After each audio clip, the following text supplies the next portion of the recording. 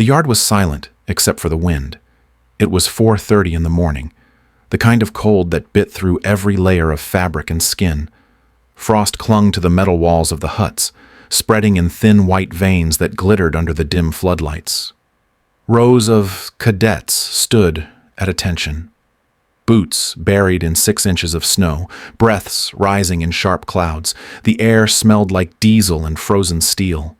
Each inhale stung the throat. The cold didn't just numb fingers, it tested resolve. Lieutenant Cross paced the front line, his voice cutting through the stillness like a blade. Eyes front, shoulders square. The cold doesn't care if you're tired. He walked with the ease of someone used to being obeyed. Behind him, Lieutenant Dawes checked his watch and muttered something about the wind picking up again. Chief Warrant Officer Hale stood near the equipment sled, arms folded, scanning the formation with the half-bored look of a man who thought he had seen everything. These were men who prided themselves on endurance, the kind who bragged about losing less than 10% of recruits to frostbite last winter. Standing apart from them, near a bench at the edge of the yard, was Commander Erin Carter. Her parka was zipped to the throat, gloves clean, boots without a trace of mud. The reflective strap of a clipboard caught the light as she made notes. Around her neck hung a pair of thermal goggles she hadn't used yet. No insignia. No rank tab. To the officers, she looked like another observer from headquarters. Someone sent to evaluate without understanding what she was looking at. Cross noticed her first. He leaned toward Dawes with a smirk that turned white in the freezing air. Another warm post-evaluator. Bet she thinks this is winter. Dawes chuckled under his breath, probably trained on a tarmac in Florida. Hale said nothing, but his glance lingered, measuring her silence. She didn't flinch, didn't answer, didn't even look up. The pen in her gloved hand moved steadily across the clipboard, recording something only she seemed to care about. Minutes dragged. The wind shifted, carrying snow sideways in sharp little bursts. The cadets stayed rigid, chins lifted, eyes fixed ahead. The officer's banter faded, replaced by irritation. Her quiet was starting to feel heavier than the cold. Cross stopped pacing. Dawes rubbed his hands together and looked toward her again. Hale adjusted his collar and narrowed his eyes. None of them spoke. But the thought was there between them. Who does she think she is? The sound of the wind filled the space where conversation had died. Carter wrote one last note, then lowered the clipboard and watched the formation with calm precision. Around her, the light flickered against the frost, making the air shimmer faintly. It was discipline against ego, calm against noise, and only one side seemed aware that a line had already been drawn. Something in the officer's eyes hinted at what was coming next, the kind of test born not from protocol, but from pride. The cold wasn't the only thing about to bite. The morning dragged on, colder now, the wind cutting across the yard like glass. The floodlights hummed, their glow bouncing weakly off the snow-covered ground. Half an hour had passed since the last drill, and Commander Erin Carter still hadn't moved. She stood near the bench with her clipboard, shoulders straight, eyes steady on the cadets. Frost had begun to gather along the edge of her hood, each breath turning to mist before vanishing into the air. Near the supply sled, the 3 instructors huddled, their voices low enough to stay out of earshot of the recruits. Cross stamped his boots, impatience bleeding into his tone. She hasn't flinched once. Dawes rubbed his hands together, his breath fogging in front of him. Maybe she's trying to prove something. Hale reached into a shallow crate on the sled and came up with a galvanized bucket, half full of ice water left from the shock drills.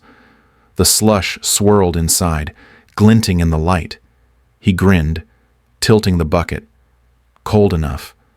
Cross gave him a skeptical look, but the grin spread to Dawes, too. The laughter that followed wasn't loud, but it carried that sharp edge men use when they don't know what to do with their pride. They called it a field demo, a harmless way to test the outsider's nerves. Just a bit of fun before the next round. They told themselves it would make a point. No harm done. But beneath the jokes was something smaller, meaner. She made them uncomfortable. Her silence felt like judgment, and judgment from someone without rank or insignia was hard to stomach. The cadets began reforming ranks near the rope tower, their boots crunching in rhythm across the frozen ground. The wind whistled through the steel huts, the air thick with the metallic tang of snow and oil. Carter turned toward the sound of Cross's voice as he stepped into the open, his tone smooth and official. "Commander, if you're here to evaluate morale under stress, you should see the next demonstration up close." She nodded once, unbothered. Her breath moved evenly as she crossed the yard, boots biting into the ice. She stopped at the edge of the shallow snow pit, clipboard still in hand, watching. Dawes moved behind her, positioning himself with a false casualness. The bucket was heavy enough to slosh against the rim. Cross gave a slight nod, the kind used between men who had already decided something they knew they shouldn't. The next sound broke the stillness. A rush of water, fast and violent. The ice water hit her shoulders with the force of a strike, splashing across her back, running under her collar, soaking straight through to the thermal layer beneath. The shock of it pulled the air from her lungs, but she didn't move. Steam rose where the liquid met the freezing wind. Within seconds, frost began to form along her sleeves. The cadets gasped. A few flinched. One stifled a laugh before realizing no one else joined in. The officers stood watching, their grins frozen as the sound of dripping water filled the silence. Carter blinked once. The water traced slow lines down her gloves, pooling at her boots. Her breathing steadied, visible in short, rhythmic bursts. She looked up at them, her voice quiet, flat, controlled. "You done?" The words landed heavier than the bucket itself. No one answered. Cross shifted his weight. Dawes's smirk faltered. The laughter was gone now, swallowed by the wind. Around them, the cadets stood rigid, unsure whether to laugh or look away. Hale's gloved hand tightened around the bucket's handle, the metal creaking in his grip. Carter didn't move, didn't shake off the water, didn't break eye contact. The cold had taken hold of everything except her composure. The yard felt smaller, the air thinner. The joke had already turned to something else, something they hadn't meant to start. The drip of ice water against snow was the only sound left, counting down the seconds before everything changed. The yard was silent except for the sound of water freezing against fabric. The air had turned brittle, every breath sharp enough to cut. Commander Erin Carter stood in the middle of the snow pit, motionless, her parka glistening with a thin crust of frost where the ice water had already begun to freeze. The three officers stared at her, waiting for the inevitable reaction. Cross shifted uncomfortably, his smirk fading. Dawes tried to laugh, but it came out tight. Hale kept his arms crossed, pretending not to care. The silence stretched until Dawes finally spoke, his tone loud and mocking. "You can ask for a towel, ma'am, or medical. Nobody would blame you." Carter didn't answer. She didn't even look at him. Her eyes stayed fixed on the line of cadets, steady, focused, as if the words hadn't reached her. Her body betrayed no tremor, no flinch, just the steady rise and fall of controlled breathing. The cold was real, though. It crawled under her collar, down her spine, clawed at her hands. Every instinct in her body screamed to move, to shiver, to react. But this wasn't new. She'd been here before, in colder places, under worse conditions.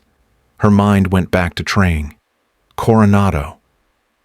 The Pacific surf breaking over her during Hell Week. The endless command to stay still while water filled her ears, while instructors screamed and the cold pulled at her willpower like a current. She'd learned the trick then. Control your breath. Slow the heart. Let the body adapt before the mind gives in. Panic wastes energy. Stillness saves it. Now, in the Arctic yard. That lesson returned without effort. She drew in air through her nose, steady and low, feeling her pulse slow under the layers of soaked fabric. Her muscles began to burn, then numb. The pain shifted, dulled, became background noise. She studied the men in front of her with detached precision, reading their posture the way she once read the faces of candidates ready to quit. Cross leaned too far forward, restless. Dawes's hands fidgeted at his sides, nerves disguised as arrogance. Hale's shoulders were tight, locked against the cold. They were uncomfortable not because of what she endured, but because of what she didn't. Carter finally moved. Not fast, not dramatic. She raised her hands and peeled off one glove, then the other, finger by finger. The sound of the wet fabric separating was barely audible over the wind. She folded them neatly and placed them on a wooden crate beside her. The movement was deliberate, precise, as if to remind everyone, watching, that she was still in control of every motion, every breath. Then she turned her head toward the cadets. Her voice came quiet, level, cutting through the cold air. The cold doesn't break people. It just shows who never learned control. The words hung there, suspended in the stillness. No one moved. The recruit straightened instinctively, as though she had given an order. Behind her, the officers looked at one another. The smirks were gone now, replaced by unease. Whatever they thought this test was, it had shifted. The woman they tried to embarrass had turned the entire yard into a mirror, showing them their own weakness. Carter stood there, soaked and unmoving, steam rising faintly from her shoulders. Her breath was calm, her gaze unbroken. The silence around her felt heavier than any command. The storm hadn't come yet, but everyone could feel it building. She didn't need to raise her voice.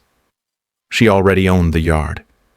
The air in the training yard felt thinner now, like the cold itself was waiting. Commander Erin Carter stood motionless, her sleeves stiff with frost, steam still rising faintly from her shoulders. The cadets were silent, their eyes locked on her. The three officers stayed where they were, uneasy, their earlier bravado gone. Carter turned toward Lieutenant Cross. Her voice was calm, level, controlled. "Since you favor practical instruction, Lieutenant, I'll use you for the next demonstration." For a moment, no one spoke. Then Cross let out a short, uncertain laugh, glancing at Dawes as if expecting backup. He took a step forward, his grin forced. "You serious?" Carter didn't blink. "Step forward. Lieutenant." The tone was quiet, but it carried authority that didn't need insignia. Cross hesitated, then squared his shoulders and stepped into the open, boots grinding against the ice. The cadets watched, breaths caught in their throats. Carter didn't posture or prepare with dramatic motion.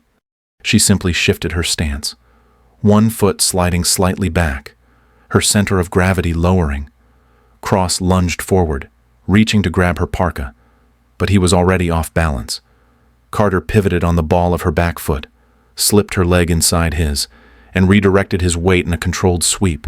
His boots lost traction. The sound of his body hitting the ice came quick and final, a flat impact that echoed off the steel huts. Carter didn't follow through, didn't press the advantage. She simply stepped back, composed, letting him fall into his own mistake. Cross lay staring up at the gray sky, stunned. The move had taken less than 2 seconds. Carter looked down, her expression unreadable. Her breathing was steady, precise. Each exhale a small cloud in the freezing air. Dawes moved next, his pride already stung. He pushed past Hale, muttering something about her being out of line, and charged forward. His movements were faster, but reckless.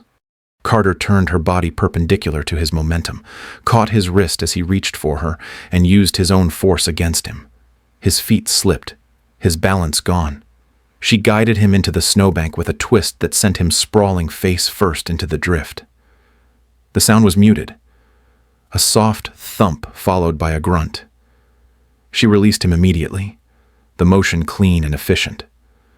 The cadets stared in disbelief. What they had just seen wasn't aggression. It was geometry. Every move calculated. No wasted energy.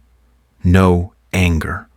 Carter straightened her stance, her soaked parka glinting under the floodlight. The air was so cold it felt electric. Hale stood frozen, half a step back, his jaw set. For a long moment he didn't move.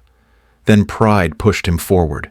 He lunged, low and fast, hoping to catch her off guard. Carter shifted her weight just enough to let his reach extend past her. She caught his wrist, rotated it down, and dropped her center of gravity in a downward spiral motion. The lock took hold instantly, leverage pressing him into the ground without brute strength. The crunch of ice under his knees broke the last trace of defiance in the air. Carter stepped back, letting him go. He stayed on one knee, rubbing his wrist, his breath coming hard. For a heartbeat, everything was still again. The officers didn't speak. The cadets stood straighter now, their bodies instinctively aligned. They had seen training before, but not like this. This was control embodied, precision without ego. Carter turned to face them, her voice calm but carrying easily across the yard. Endurance isn't pretending you're fine. It's staying calm and moving with purpose. Her words cut through the wind like steel through fabric. She didn't raise her tone, didn't seek applause. The officers remained silent on the ground, the realization settling in that she had dismantled all three of them without breaking a sweat. Around her, the cadets seemed taller, their spines straight, their focus sharpened. The cold no longer felt hostile. It felt like part of her, something she had mastered rather than survived. Carter took a single step forward, scanning the formation. Her breath came slow and even, her composure absolute. The authority in the yard had shifted entirely. The three men who once controlled it now looked small against her silence. She didn't need to announce victory. She already owned it. The only sound left was the crunch of frost under her boots and the steady rhythm of her breathing. Proof that control, not anger, was the highest form of strength. For a long moment, the yard stayed silent except for the slow hiss of wind against the metal huts. The three officers were still sprawled across the ice, struggling to piece together what had just happened. Cross sat up, clutching his shoulder. Dawes brushed snow from his collar, avoiding everyone's eyes.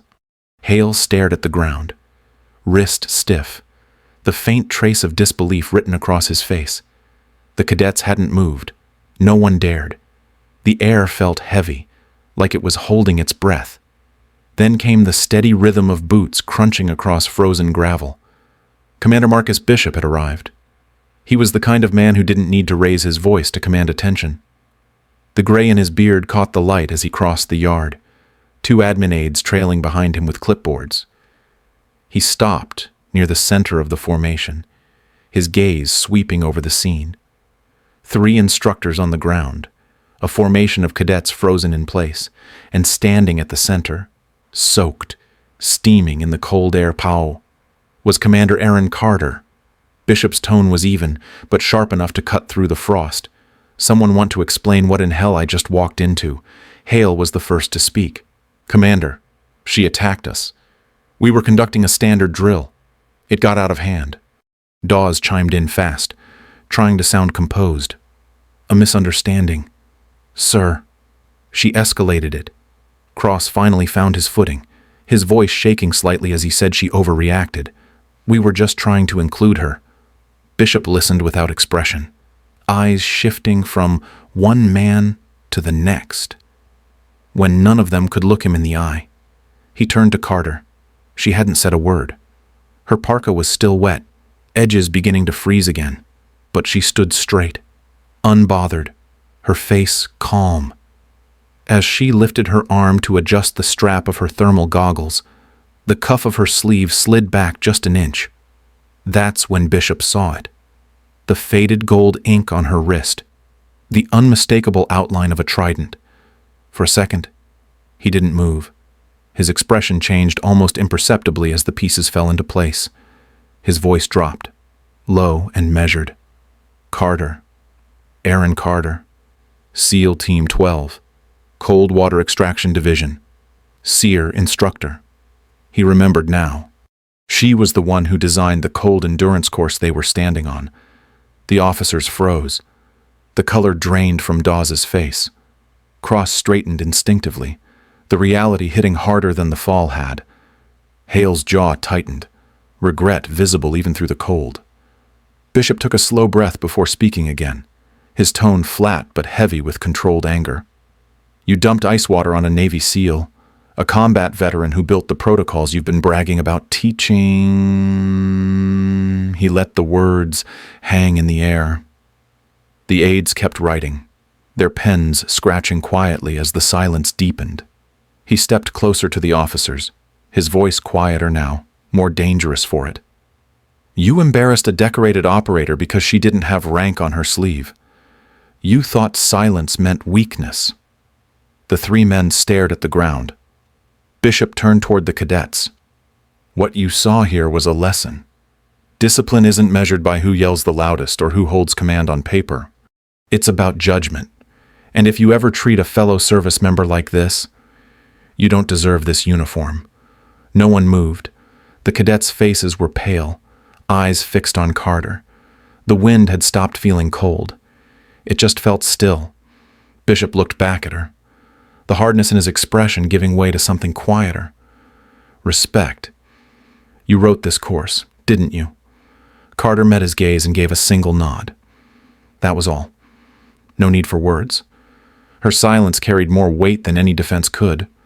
The moment lingered. A balance restored. Around them, frost glimmered under the pale light. The men who'd laughed now stood smaller, their pride stripped bare. The cadets had witnessed something rare. A reminder that real authority doesn't need a voice to be heard. Bishop said nothing else. He didn't have to. The trident had spoken for her. The wind had softened, losing its bite as the yard fell into complete silence. Steam still drifted from Commander Erin Carter's sleeves, curling into the cold morning air like smoke. The cadets hadn't moved. Some still stared at the frost-covered ground, others at her, their breath visible in slow, synchronized bursts. The three officers stood apart, silent and humbled, their pride thawing in the weight of what had just unfolded. Commander Bishop remained near the front, hands clasped behind his back, his face unreadable, but his eyes fixed on her. Carter turned toward the formation, her posture straight, her expression calm. When she spoke, her voice was low and even, carrying across the yard with the kind of power that didn't need to rise. Endurance, she said, isn't pretending you don't feel the cold. It's not acting like pain doesn't matter. It's learning how to stay calm when your body wants to quit. The cadets stood still, listening. A few shifted slightly, boots crunching softly in the snow. Her tone stayed measured, her words clipped but deliberate. You'll face exhaustion you can't sleep off. Fear you can't talk away. Pain no medic can fix. When that happens, rank won't help you. Titles won't save you. What matters is whether you can still think, whether you can move, whether you can lead when everything feels impossible. Her gaze swept over the line of recruits, eyes sharp but not unkind. She didn't speak like an instructor testing them. She spoke like someone who had already been through every trial they were about to face. You learn control, or you break, she continued. And when you break, it's never the cold or the pain that does it. It's panic. Panic makes you forget who you are. Control reminds you. The air had turned still again, so quiet that even the faint hum of the generator by the hut seemed distant. Carter's breath came slow and visible. steady enough that the recruits unconsciously matched their rhythm to hers. Commander Bishop's jaw tightened, not from anger, but from understanding. He had given hundreds of speeches in his career, but this one, silent and unplanned, was the one they would remember. Carter paused. Around her, snowflakes drifted down lightly, catching in the edges of her hood. The cadets watched her closely now, not with curiosity, but with respect. She looked across the line, her voice dropping slightly. Control isn't about being the loudest voice or the strongest arm. It's about being the one still standing when the noise stops. The words hung in the frozen air, clear and final. No one spoke. No one needed to.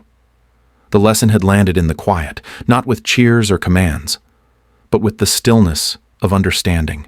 The cold was no longer the enemy. It had become the measure of who they were, and who they still had to become.